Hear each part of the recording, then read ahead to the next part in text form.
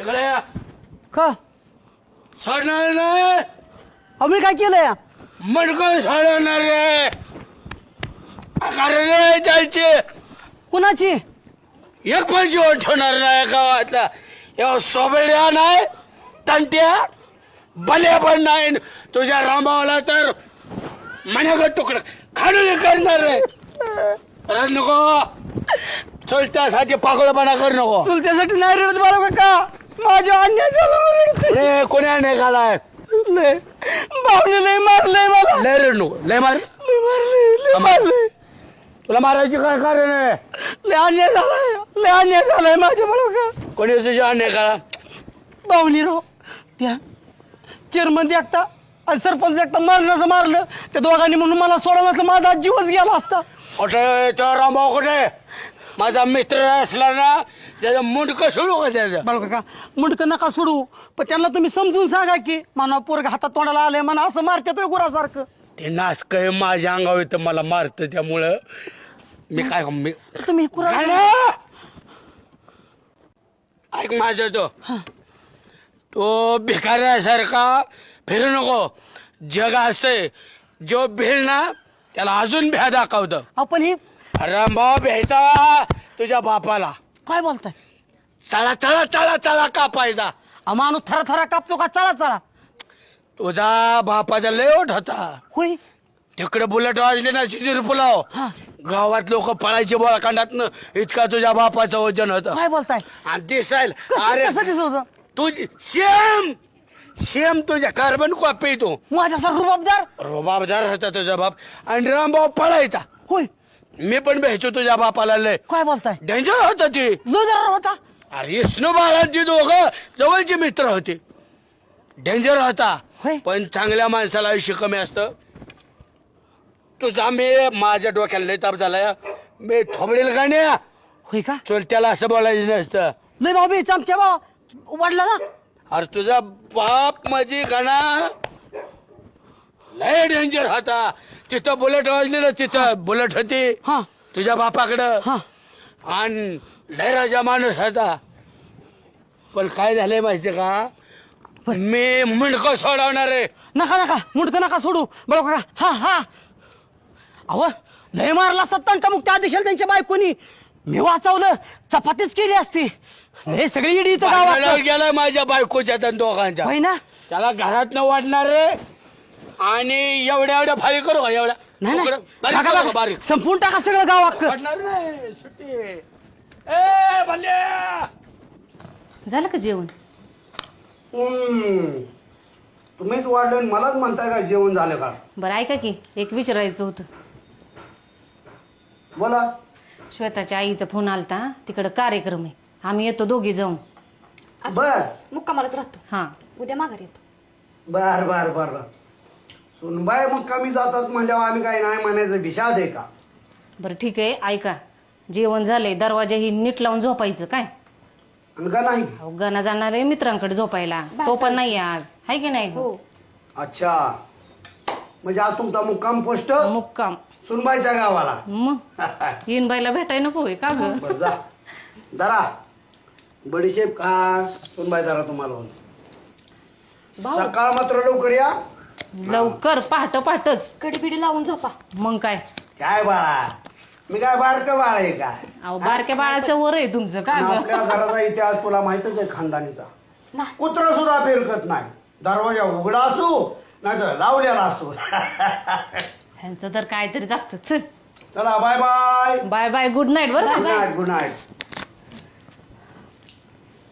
बघ तू राहिली असते तर ह्यांचं तर काहीतरीच असतं. कळतं का नाही? बाय शिमा गप नाही यार. हे बावड्या शिमा शिमाय वय र. हे बावड्या काय रे? अरे आता बोलती काय बंद झाली का रे तुझी? हा दादा म्हणतोस वय.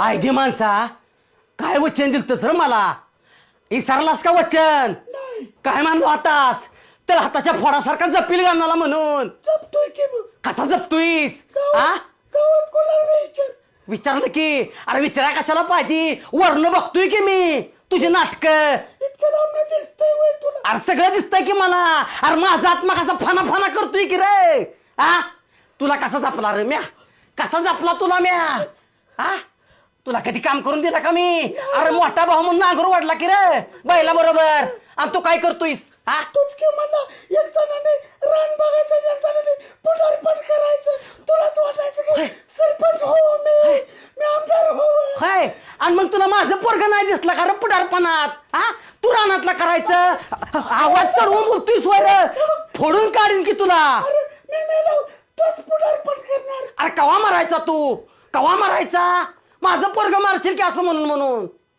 नाही लागत आता गैरसमज बस इथं बस दादा इथं बस दादा कोणीतरी तुला वर चुगले लावलेले दिसते विरोधकांनी आपले खानदानातले जुने विरोधक तुला माहित आहे आपल्या आजाकडून बापाकडे 40 चक्कर जमीन होती आवाज बंद कर असं म्हणतो सगळे आबरू घालवलीस तू पूर्वजांची त्या विरोधकांचा नाद पुरा करण्यासाठी आपल्याला 35 एकर काय लागली आता 5 गणासाठी ठेवली बघ बावड्या मी तुला शेवटचं सांगतोय हेतनं पुढं का माझ्या पोराला काम सांगितलं तर ह्या सुडाने तुझा सूड घेईन नाही हा नांगराला झुपीन तुला आणि मागणं फटका घालीन बघ म्हणजे त्यांनी वळणात नाही राहिले तरी मी त्याला काहीच म्हणायचं नाही अरे त्याला मग सांगचं वळण आहे तू त्याला नको वळण शिकू तुझं बघ आधी तुला आहे का वळण ती दादा अरे तू गेल्यावर मी त्याला दादा. तळहात पोळाप्रमाणे जपलं होय तर हाताच्या फोडाप्रमाणे जपलं वैर कत्तल हात सारखं उठल तुझ्या गालाव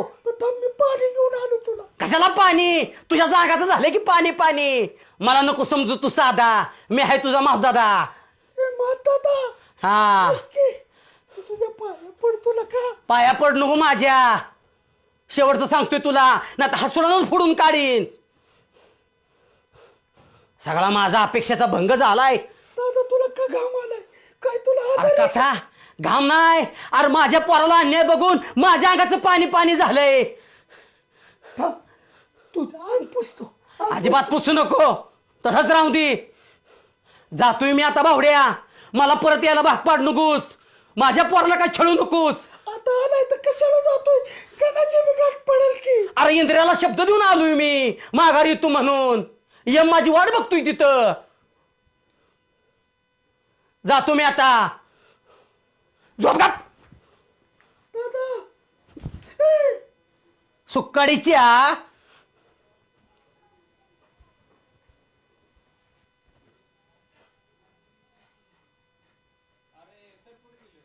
आईला कुठला वाल पिळल्यावर कुठं पाणी जातं हेच मला माहित नाही ई गाणं रान बघतो आणि मी पुढारपण करतोय त्याचा तर माझा दादाला राग येतोय दादा दिसायला लागलाय आता आईला कुठं पाणी जातंय बरं ही गणालाच फोन लावतो आईला ही गणाला फोन नको बोला का रे कळतंय का रे कुठला वाल पिळ्या कुठं पाणी जातंय ती आता आला सोय तिने संचा तोंड दाखवाय रानात दादा, अरे सकाळपासून काय पुढारपण करता का रे गावात? तू रात्री आलता की आता कशाला आला अरे तरी मग तुला म्हणलं होतं का अरे, हो, नाही मी- परत यायला मला भाग पाडलो अरे मी म्हणून. कुठं गणाला काम करतो करायला लावतोय मीच अरे करतोय मग की. काय जाळायची होती का पिकं? अरे- आता आलाय वर वाल ओ, पिळवाय. दादा, रे. ओ, दादा. बावड्या. हे. अरे की बावड्या. अरे असं तोंड होतं पोरं माझ्या. अरे थांबते आता का पळतोय? बावड्या. आईला ही दादा माझ्या कामागे लागलाय ए.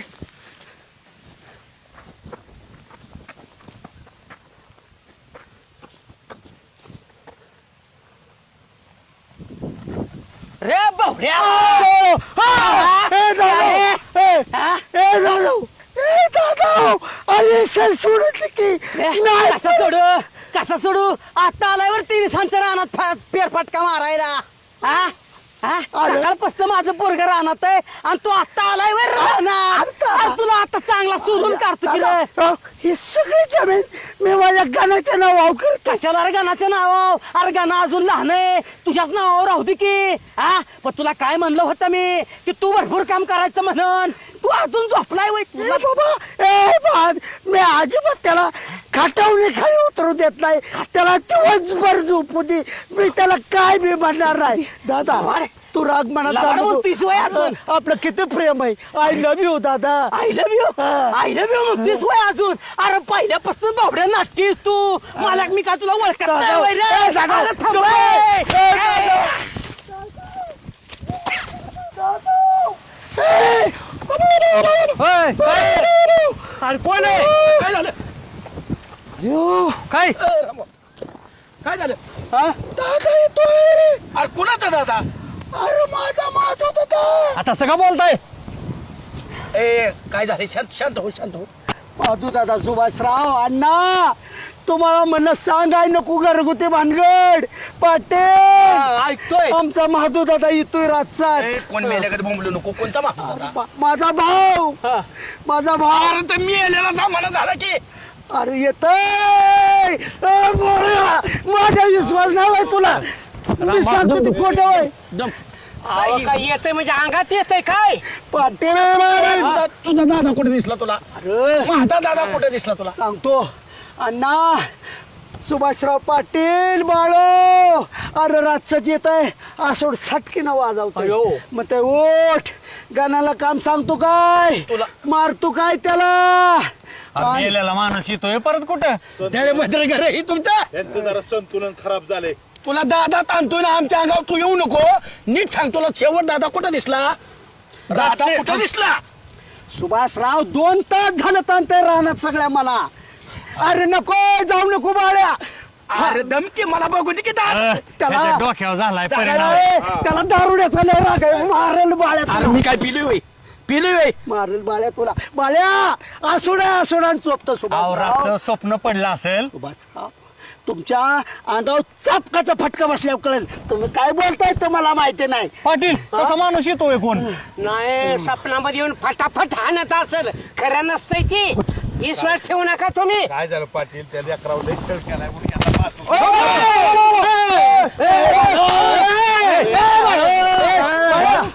दादाला नको काय करू. दादा बस. ए दादा, ए दादा दादा नको माझ्या. का नाही? हा?